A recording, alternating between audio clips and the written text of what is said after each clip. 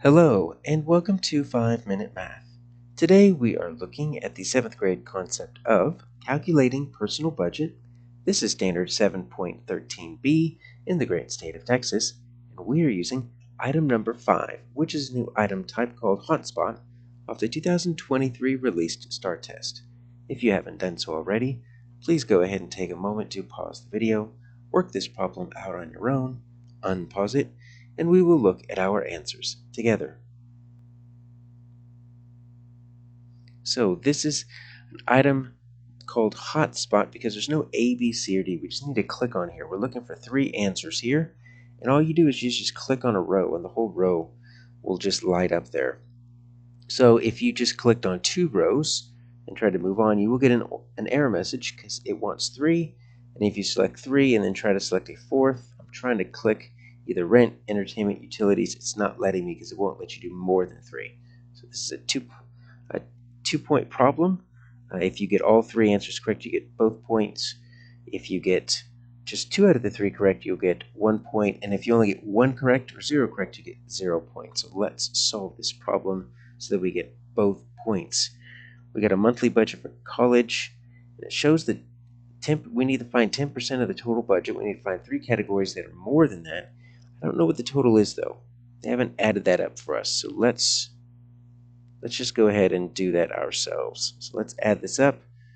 So they've got it lined up for us here. So I'm going to that's a 5.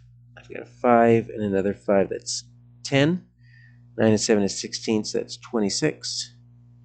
2, 4, 5. And then that's another 5. That's 10. All right. So my total budget is $10.65. So there's a few different ways that I can do this, right? I need to find which 3 categories represent more than, okay, so I need to find something that is greater than, that's what that more than means, 10% of total budget, which I just found was $1,065. So I can calculate that 10% of 1065 and then just find the 3 that are greater than that, or I can make some fractions and see which of those fractions end up being more than, 10%. So first off, what is 10%? So 10%, right, if we want to turn this percent into a decimal, we can do 2 things. We can either divide by 100 because every percent is just a fraction of 100.